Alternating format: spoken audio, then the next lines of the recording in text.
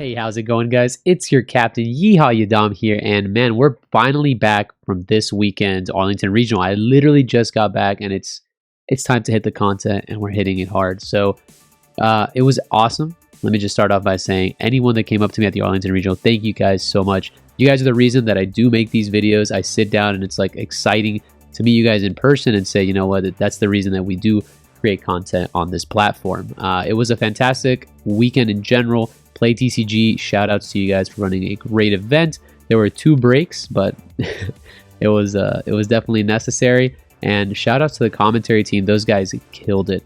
But without any further ado, guys, let's get to the news, the market watch. We got a lot to go over because this weekend a ton of stuff happened in the One Piece trading card game. So starting off, we're here right back from Arlington. You know, if you guys didn't know, there were a couple events that happened in North America this weekend. PPG had an online regional. There was the big 1,000 player event in Texas, which I was able to participate in, and it kind of went fantastic. So if you guys wanted to catch any of the coverage for the Texas Regional, I'm on stream a couple times, actually. Go check out Three Swords Productions. These guys are fantastic. I commentated with them during the Treasure Cup. They're absolutely cool people. They did a great job, stellar production value. They went ahead and uploaded every single game to the YouTube, so you can see every single round. If you want to see round 5, and I think the first round of top 32, then go check out their channel. Big shout outs to those guys. They freaking killed it. But let's get to it. So the Arlington Regional, congratulations to Jonathan Galicia. I hope I didn't say that incorrectly. Let me start off by saying, if you scroll down this nice hefty little list here, look who is in number 10. Number 10. This is the second time I missed out on a serial Luffy, but we will get there one day. We will not get discouraged. I just want to shout out Jonathan in general. He is the guy that ended up winning the whole event, but more than that, I know Jonathan's a viewer, so I gotta tell, congratulations, man. You took me out in top 16, and I told you, you're playing crazy today. You better win this whole thing, and he went on to do so. I know he was super excited. He had X2'd, and he told me he'd X2'd in every other in-person event. He always bubbled out of top 32, and in his first showing, he gets first place with a fantastic Monkey D. Luffy deck list. So big shout outs to him. Now let's go over some of these decks real quick. Starting off, this is Jonathan's winning list that is available on the Eggman's event website. This guy is on top of always having the greatest of deck lists. So definitely check him out for all your deck list needs. So here's Jonathan's list. Jonathan's list is, so right before, if you've never played in a Top Cut event, and my face is now covering some of it, but you're missing out on 2 Gum Gum Red Hawks and 4 Pistols. If you've never played in a top 32 event, in this type of scenario, you are allowed complete access of your opponent's deck. So right before the match, you can go on an email, a Google Sheet, and you can see their exact deck list, card for card. So I looked at it and I immediately knew, like, okay, he's playing a very good list. If you look, it is 4 ofs, baby. It's only 4 ups. It's very similar to the Brisbane list, which, again, shout out to those guys, and we'll get to a little more. It's just so many shout outs this video. Very similar to the Brisbane list because all you're doing here is basically using your fantastic tempo in the early game. Cards like Nico Robin and Vista and Masdu. So either your destruction characters in combination with maybe Otama. Otama's not the one you want to use, but Gordon is an absolute powerhouse of a card. The fact that it doesn't have combo power is pretty fine. Curly Dawn will usually find him, and more often than not, that Curly Dawn will allow you to get the value that you need from these specific cards. Getting 6k bodies to the 3k threshold is huge, right? Because in the Whitebeard matchup, they go ahead and go on 4. You're going first because you're Luffy.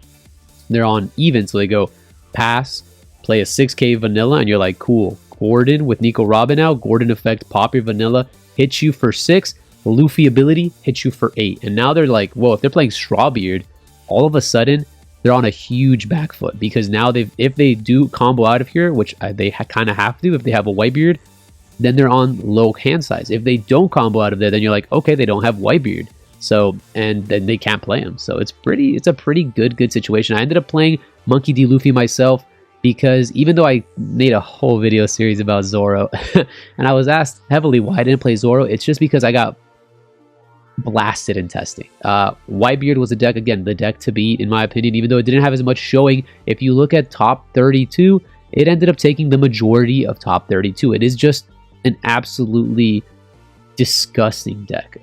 There's just nothing I can say more. I love him, I hate him. You guys know it if you're here, fans of the channel, but that's the card that kind of pushed Zoro out for me of the equation. But Zoro was a fantastic choice this weekend. All weekend long, there was a lot of Luffy, which is not an easy matchup for Luffy. There is a lot of green, there was a lot of Dolphy, there was a lot of Law, and you eat Law alive, so there was a lot of great matchups. But either way, the list is very solid, very akin to the list that was played in Australia, using this destruction pressure to deal with the very low to the ground decks, Zoro, Law, and then using your crazy top end with your rushers like Luffy, Zoro, Newgate with a combination of fantastic counter options as well as Radical Beam, Gum Gum Red Hawk, and Pistol to keep the tempo in your favor. And once you go back to back on the Newgate, you're going back to back, if you know what I mean. So very strong deck. I ended up playing it because it was just fantastic. This is my version of it. As you can see here, there's a lot of differences. His deck was a lot of 4-ofs, and my deck was just a little bit about the spice. But we'll go over my deck list in a future deck profile where we'll talk about the event. I'll go over it with you guys. But just so you guys can see, this was the deck that I ended up playing card for card. You can find it on the Eggman's website. Then we got the Zoro deck list, which is another super standard list, very similar to the Luffy list. We use the same Dodon package in Luffy because we want to keep up with this deck. What this deck does that Luffy doesn't is it adds Magra as well as Sunikun to increase the probability of using the Zoro leader ability to use it for more damage, right? Luffy is good at keeping like a smooth game plan, whereas Zoro can get more Dawn efficiency for the more characters it has, right?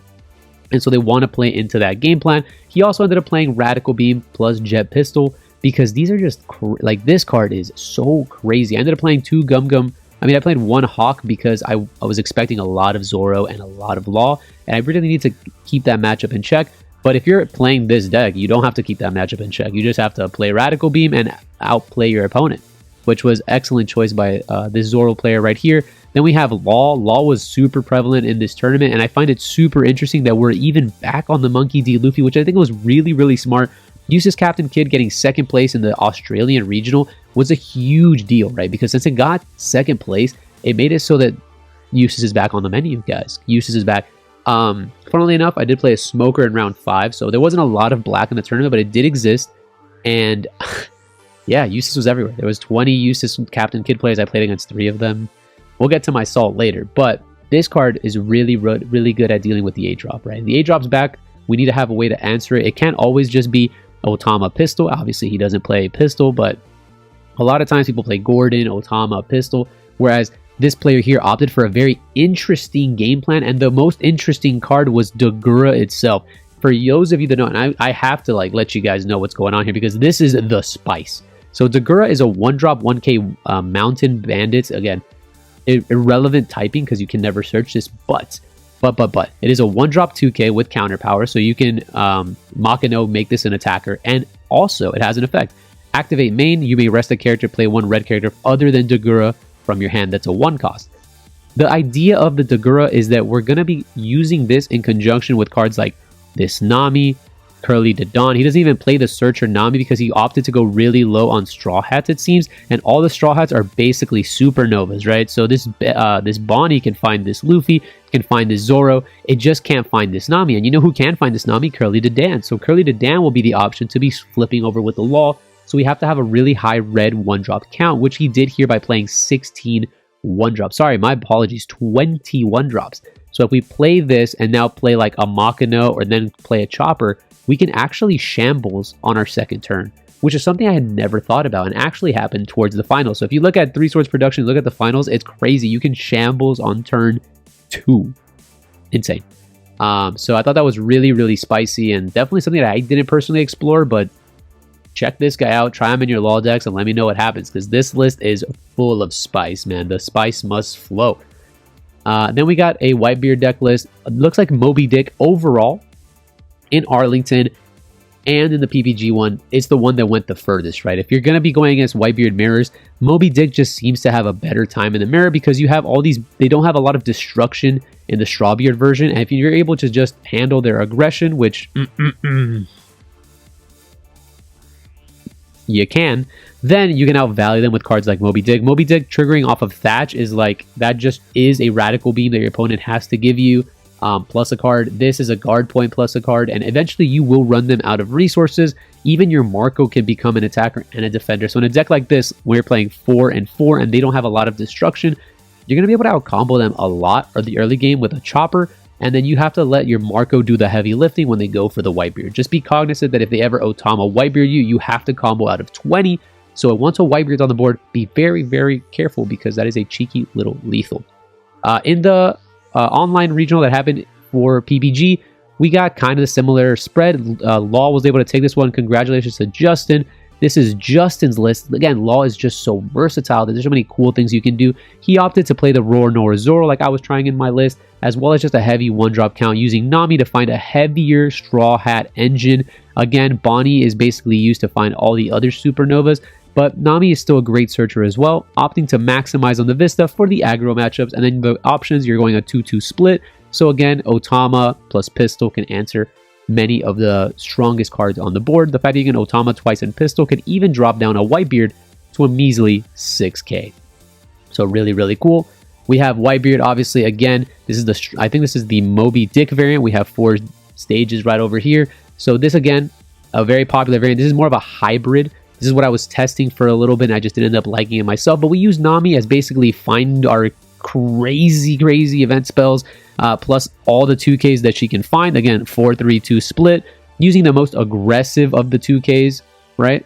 Most aggressive 2Ks as possible to hit you. Sanji is really questionable as an aggressive 2K because even though you're in the Moby Dick version, unless you're setting up a cheeky Dick turn, don't try to Sanji. But I do like what was going on here. There's a lot of spice.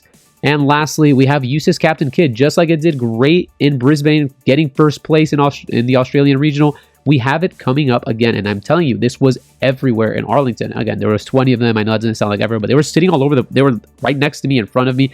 I played a lot of these guys.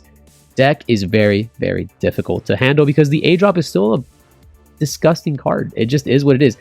They've had to print so much removal in these next couple of sets because of just how powerful this card is. It's consistent, stagnant, can't hit my leader effect is just so strong. And if Black is out of the meta, which is the deck that was kind of engineered to reduce this and just immediately out it with like Sakazuki and Asuru, you're going to be in a tough spot. But it can chump block Whitebeard multiple turns because it's still an 8k body. If you match it up with a couple Sachis, which isn't immediately removed by Whitebeard, then this card can just chump block the beards, and then you can just go face with the kid. So lastly, guys, just want to go back to the market watch portion. So let me tell you, now with a lot of experience in the market, because I was in this region, I saw cards being moved left, right, and center. Let's talk about the Dawn. This Dawn situation is getting a little out of control. So just for those of you that don't know, there are Dawns that are separated for 2 events. We have the offline Dawns right here, these 5, and the online Dawns, these 5, right? So the online Dawns in general seem to be a lot cheaper than the offline Dawns. For whatever reason, Nico, Robin, and Sanji end up being the more expensive ones, and the Luffy and Usopp and the Brook seem to be a little bit cheaper. But then we have all of the offline ones. Look at the humongous difference in price between what a Chopper is and what a Brook is, right? So I don't know I really don't know what to tell you guys. I can tell you from experience, firsthand, these cards from person to person, they were moving like at $70, $60 per card. So almost 50% of what you see here on TCG Player. Now, I get it.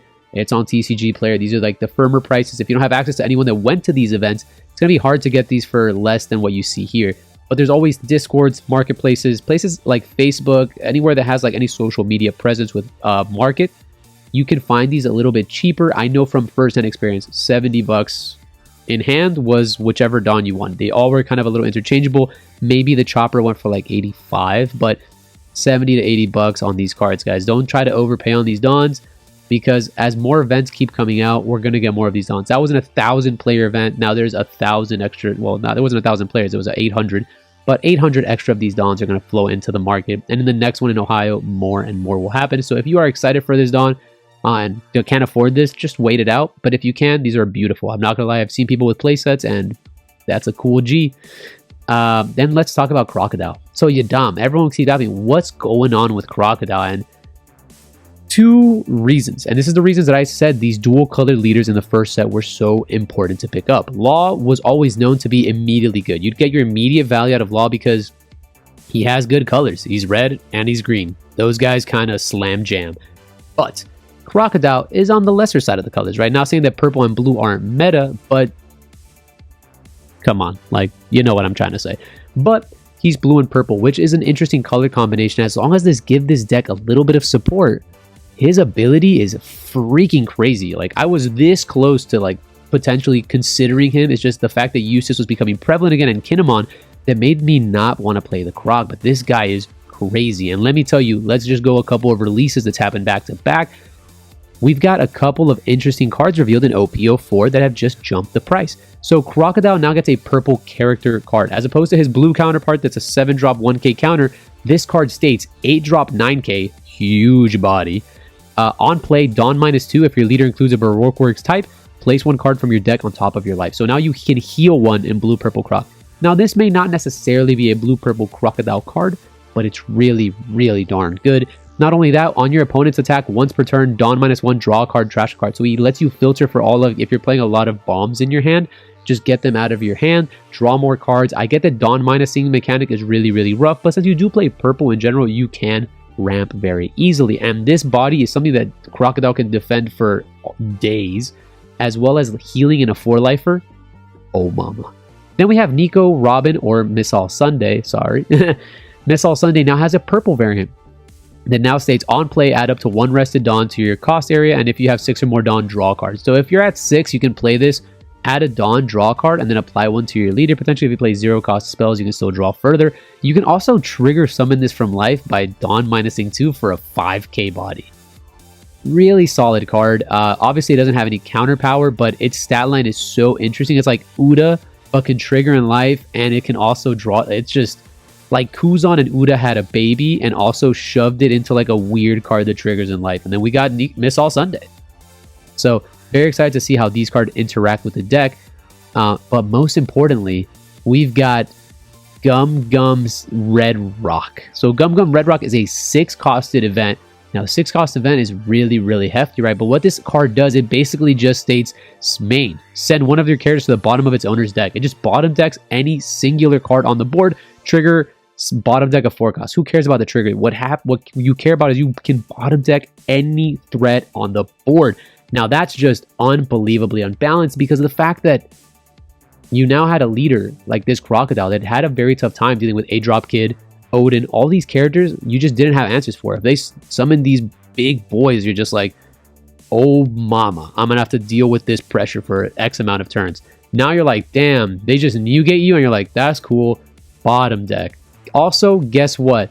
Miss All Sunday. I'm gonna go ahead and play Miss All Sunday, the blocker, which again we've all forgotten about. But let me go ahead and hold up. Let me go ahead and fix this real quick.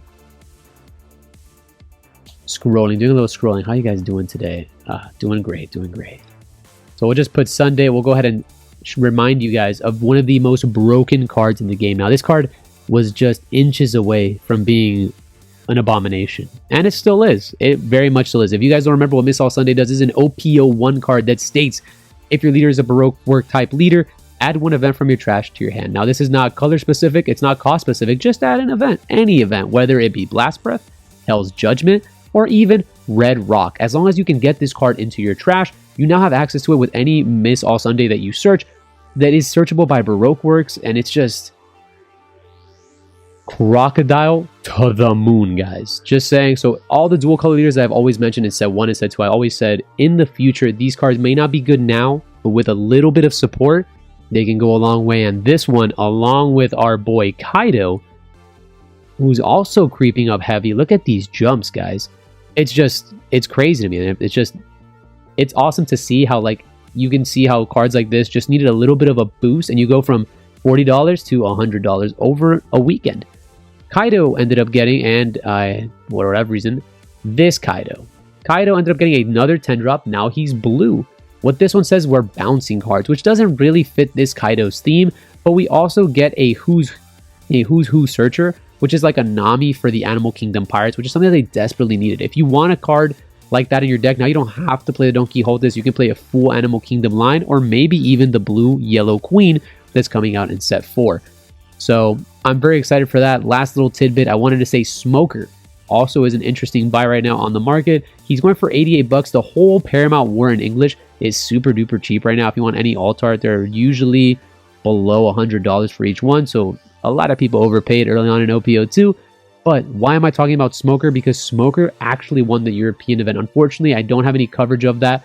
But go check out your Smokers. Don't forget that Rob Lucci's a killer deck next set, and all of the Admirals are potentially some of the best black cards ever printed. So I wanted to make sure to let you guys know to be on top of those, be on top of the Miss All Sunday, and this Crocodile to the moon. And I'll see you guys in set 4. If you like this sort of content, make sure to go ahead and hit that like button.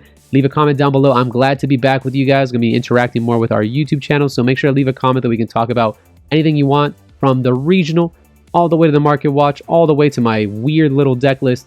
Just go ahead and hit me with a comment down below. And as always, guys, if you're liking this sort of content and would like to subscribe to join the Yeehaw crew, hit that subscribe button, and I'll see y'all on the next one. Peace.